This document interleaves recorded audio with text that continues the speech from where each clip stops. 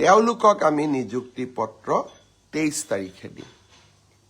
এটা নিযুক্তি সকলোৰে বাবে নিযুক্তি 22 তাৰিখে হ'ব আৰু চাহ বাগিচাৰ ল'ৰা ছোৱালীখিনিৰ বাবে আমি 23 তাৰিখে নিযুক্তি পত্ৰ বিতৰণ কৰিম। এতিয়া দ্বিতীয় প্ৰশ্নটো মোক কৰি আছে বহুতে যে এডিআৰই নিযুক্তি কেতিয়া হ'ব আৰু প্ৰশ্ন কৰোঁতে দুই এজনক মই অধৈৰ্য হোৱাও দেখা পাইছোঁ। যোৱাবাৰো এডিআৰই নিযুক্তিৰ ফলাফল ঘোষণা আৰু নিযুক্তিৰ মাজত যথেষ্ট সময় আমি লৈছিলোঁ, কাৰণ যিসকলে খুব সোনকালে ইম্পেচেণ্ট হৈ যায় তেওঁলোকক মই এটা কথা বুজাব খোজোঁ যে আমাৰ যুৱক সমাজৰ বা উদীয়মান যুৱকসকলৰ আমি সকলো কথাতে অধৈৰ্য, আমাক সকলো কথা সোনকালে লাগে। কিন্তু চৰকাৰে হাতীৰ দৰে খোজকাঢ়ে, লাহে লাহে লাহে লাহে খোজকাঢ়ে যাতে ভুল হৈ নাযায়। এডিআৰই তৃতীয় আৰু চতুৰ্থ বৰ্গৰ নিযুক্তিৰ পিছত 38টা বিভাগত ইয়াক আমি বিতৰণ কৰিব লাগে। 38টা বিভাগে প্ৰায় 60টাতকৈ অধিক সঞ্চালকালয়ৰ মাজত এই পদসমূহ বিতৰণ কৰিব লাগে। তাৰ পিছত তেওঁলোকক আকৌ অসমৰ বিভিন্ন জিলাত ভাগ কৰি আমি নিযুক্তি দিব লাগে। জিলা বিষয়াসকলে তেওঁলোকক ব্লক বা আন আৰু তলৰ কাৰ্যালয়লৈকে প্ৰেৰণ কৰিব লাগে।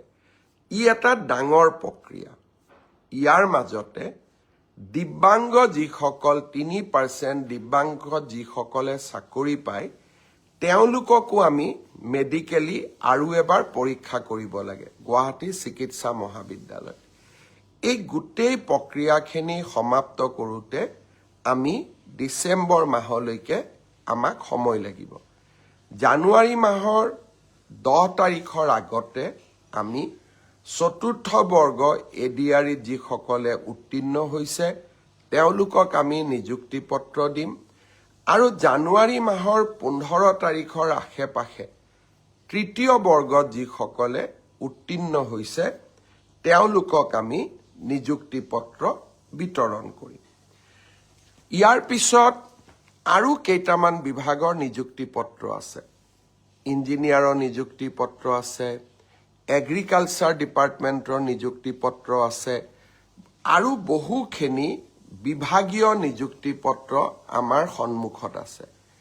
বিভাগীয় নিযুক্তি পত্ৰখিনি আমি ফেব্ৰুৱাৰী মাহৰ 10 তাৰিখৰ আগতে আমি শেষ কৰিম, কাৰণ নিৰ্বাচনৰ মডেল কোড অফ কণ্ডাক্ট যোৱাবাৰ 27 ফেব্ৰুৱাৰীত আহিছিল আৰু সেইকাৰণে আমি অত্যন্ত সচেতন যাতে মডেল কোড অফ কণ্ডাক্ট অহাৰ আগতে আমি নিযুক্তি পত্ৰসমূহ দি সমাপ্ত কৰিব পাৰোঁ।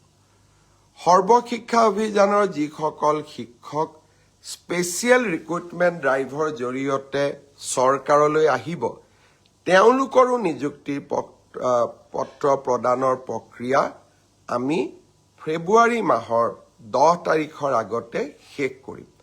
আপোনালোক নিশ্চিত থাকক, সকলোৱে নিযুক্তি পত্ৰ পাব যিসকলে উত্তীৰ্ণ হৈছে। আমি অধৈৰ্য হ'ব নালাগে। কোনোবাই কৈছে মই প্ৰাইভেট চাকৰি এৰি দিলোঁ। চৰকাৰে এই কথাবিলাক বিবেচনাত নলয়। চৰকাৰে মাত্ৰ যাতে আপোনালোকে চাকৰি কৰাৰ পিছত দৰমহা পায়, পেঞ্চন পায়, চাকৰি কাৰ্যকালত যাতে বিপদত নপৰে সেইকাৰণে আমি নিযুক্তি পত্ৰসমূহ ভাবি চিন্তি আমি সুন্দৰ কৰি দিব যত্ন কৰোঁ আৰু অকণমান ভাল কৰি দি থকাৰ কাৰণে যোৱা 5টা বছৰত মোৰ চৰকাৰৰ দিনত কোৰ্টত কেছ হোৱা নাই, নতুনকৈ চাকৰি পোৱা ল'ৰা ছোৱালীয়ে কষ্ট পোৱা নাই আৰু এটা সুন্দৰ ব্যৱস্থা এটা আমি অসম চৰকাৰৰ ভিতৰত আমি নিৰ্মাণ কৰিব পাৰিছোঁ আৰু তাৰ ফলাফল আজি সকলোৱে লাভ কৰিছে। 1.5 লাখ নিযুক্তি এটাও কোৰ্টত কেছ নোহোৱাকৈ। ই সাধাৰণ প্ৰাপ্তি নহয়। মোৰ আগত অসমত 14 গৰাকী মোতকৈও গুণী জ্ঞানী ব্যক্তিয়ে অসমৰ মুখ্যমন্ত্ৰীৰ আসনত অধিষ্ঠিত হৈছিল। কিন্তু কোনো এটা সময়তে 1.5 লাখ নিযুক্তিৰ প্ৰচেষ্টাই চলোৱা হোৱা নাছিল। অসমৰ দৰে ৰাজ্যৰ বাবে ই সপোনৰো অগোচৰ আছিলে। আজি আমি তাক বাস্তৱত ৰূপায়িত কৰিব পাৰিছো। সপোন